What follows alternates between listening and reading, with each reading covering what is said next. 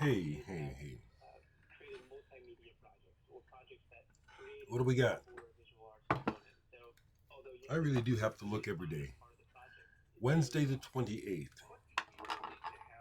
Cheers.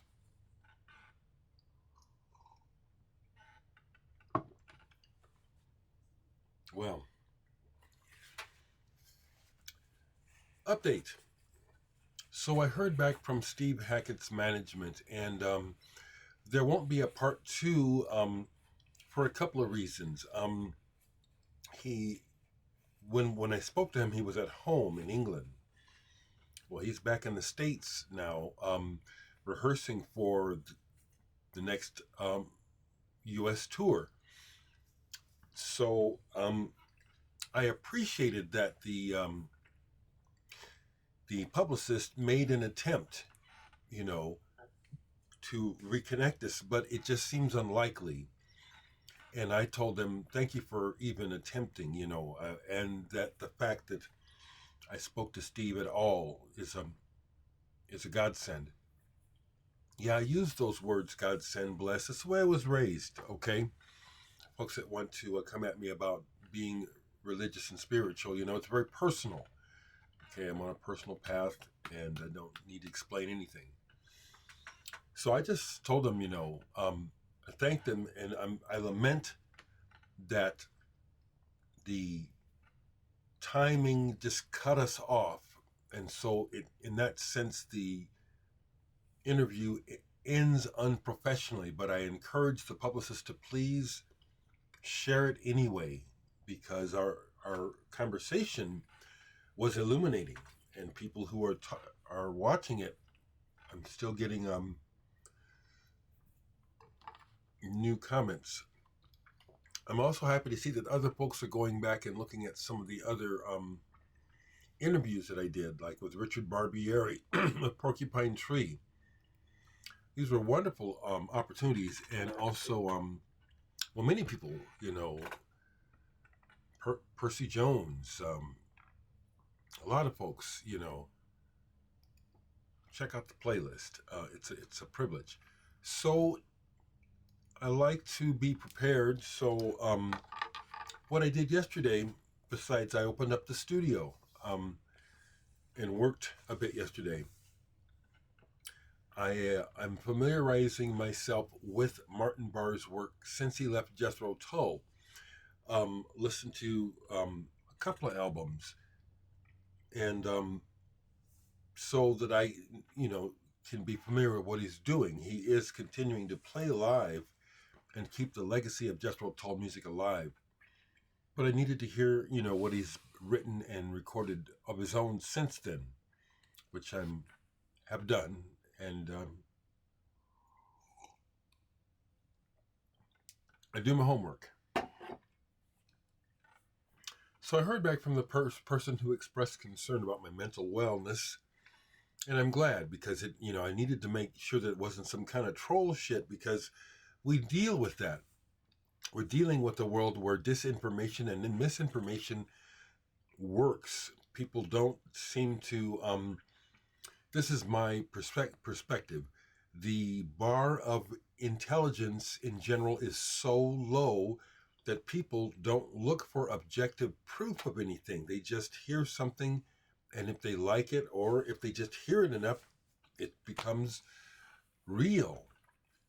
And I'm speaking specifically about the political quagmire that we're in, which is not going to be getting any better anytime soon.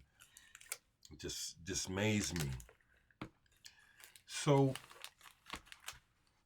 I do spend a fair amount of time just reading or listening. I do browse the internet. What's the latest thing I got caught up on? I'm going to show a record in a minute. The things that I really want, I never get. I want the governments to come clean about what the hell is going on with the UAPs. And so I'll watch looking for new information and get none. I like to watch updates about the Hubble Space Telescope, but everything is so geared towards entertainment that you have to wade through all this crap and these intros and I just want information.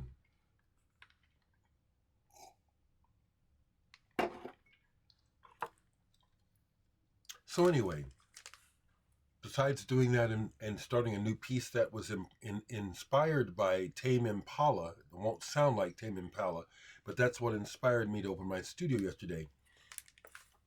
I played most of this. Swedish, I'm pretty sure. Oh, I have to look it up. Träd, Gräs, Stenar. Something to do with the grass and stuff.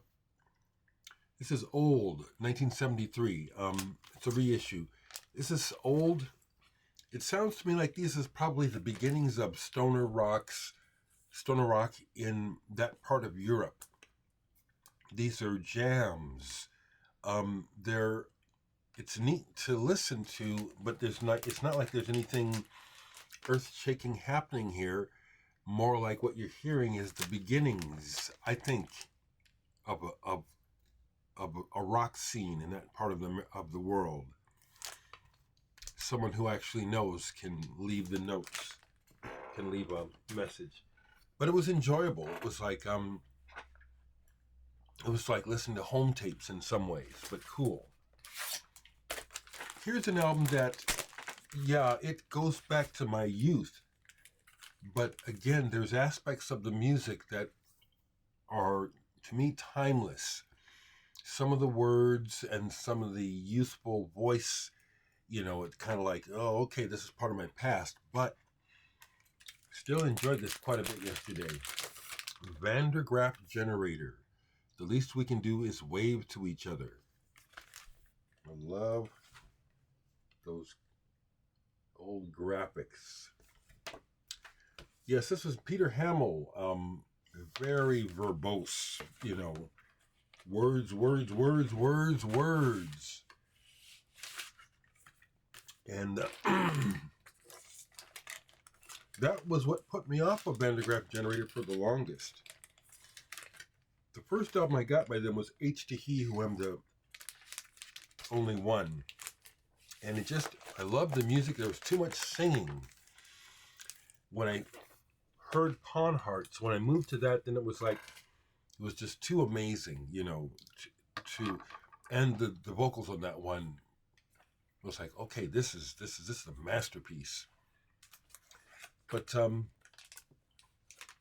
that was what was happening. I'm just showing you music.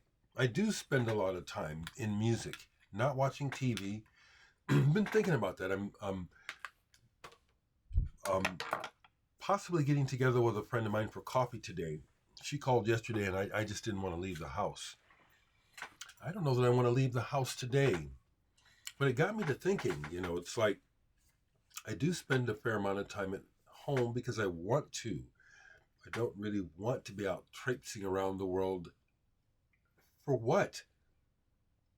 Not right now, but in general, that's just the way I feel. I know that the world is going on and lots of things are happening, but I'm not feeling the need to be there. I kind of like the fact that I have a home I can be safe in. Chicago band, Cryan Shames. They had that hit Sugar and Spice back in the 60s. This is a very good album, on the verge of being psychedelic.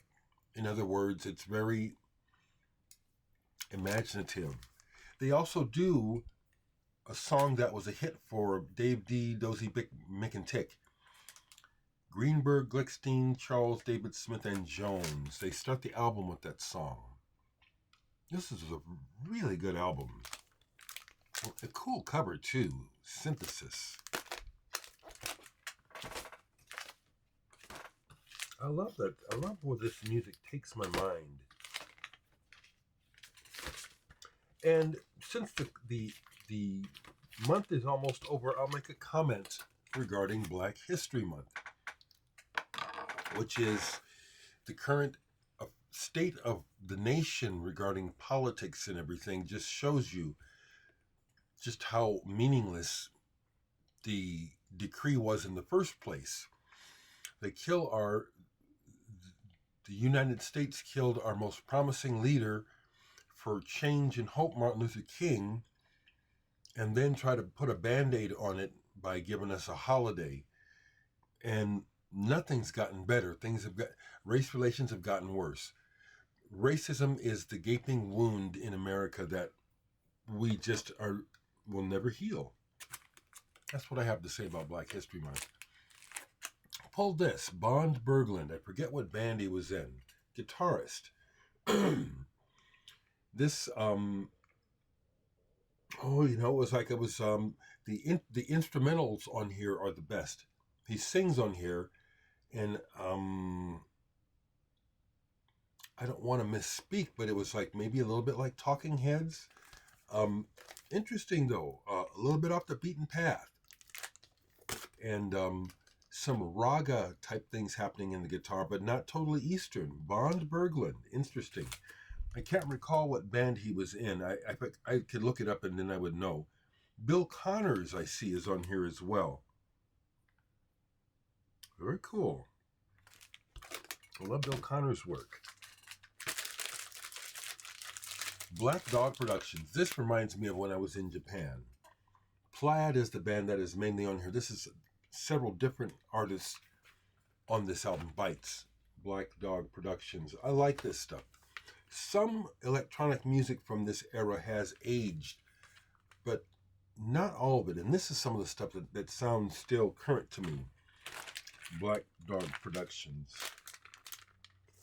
Those are some records that I've gotten played recently. Let me see if there's anything else. I think there is something that this got played a while back and I didn't show it. And I forget, someone sent this to me. There's a couple things here, okay.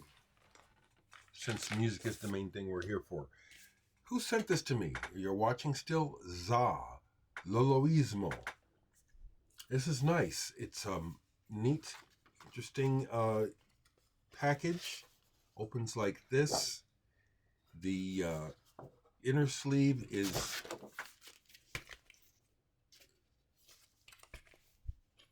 I guess you could say bolted to this. It's a duo. This is fresh. Cool looking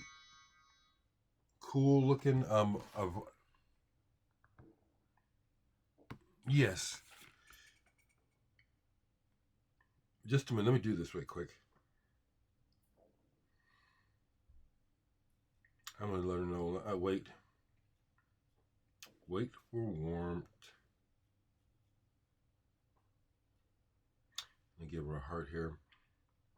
Celeste is a local artist who isn't that nice? Isn't that cool? And this was good. It's kind of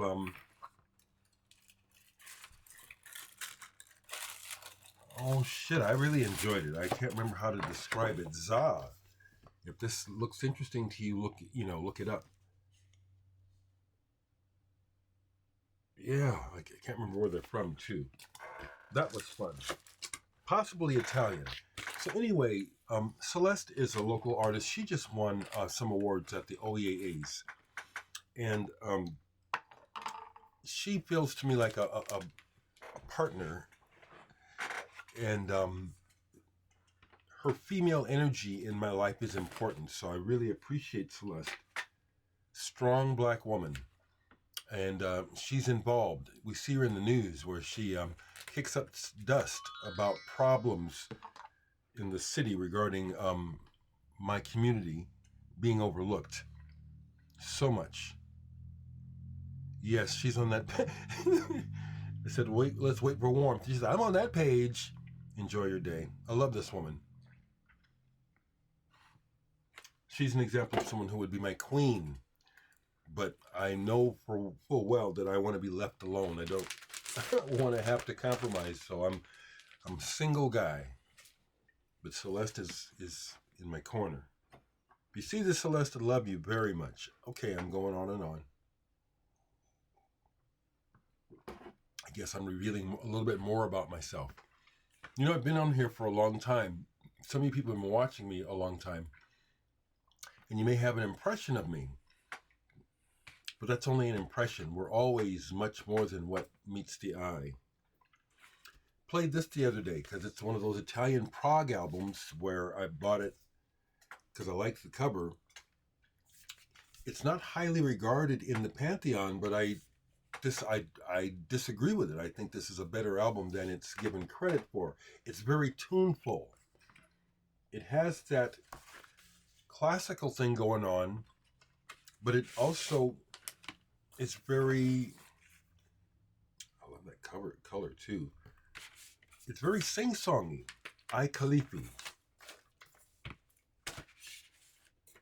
There's one for you proggers. I keep seeing that there's a lot of talk about prog in the vinyl community these days. It's interesting how I've been on here, so I've noticed trends and things will come and go. And prog is one that comes and goes, but it always comes back as far as being a point of interest to record collectors. Progressive rock is a strong one. It's a strong one. Let me see if there's anything else down here in this pile that needs to be put away that I have not shown recently. Oh, well, I'll talk about this because I bought this recently used. Golem. So the story in here is one where this could be a joke. It could be. It really could be. The story is, well, we don't know anything about this, and we're not sure when it was recorded, and all this obscure hype bullshit.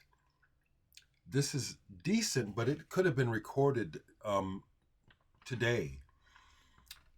It's jammy, but it's not remarkable. It's pretty good, but it could have been recorded anytime. It could be old, but it doesn't sound necessarily old. And the way that it's recorded sounds like it could be as recent as the 80s or 90s or even now. I'm not sorry I bought it,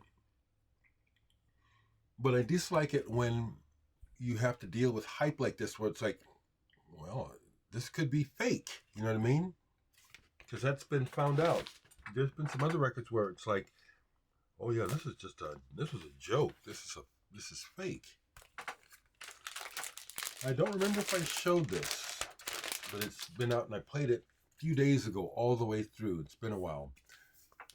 Amorphous Androgynous, basically the future sound of London under a different name.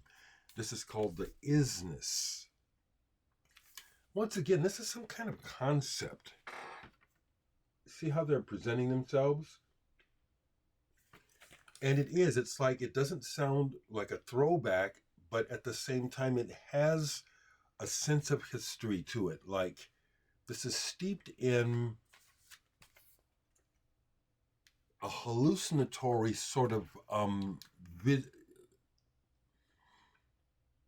it's like, I'm searching for words. If you've heard this or if you hear it, you'll know what I'm talking about. Future Sound of London records I love because they're just like these huge collages that are like being beamed in from a satellite in outer space. That's what Future Sound of London sounds like.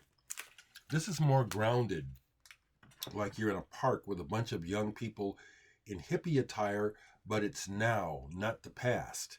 This is really quite good, actually. Quite good. Anything else down here I haven't talked about?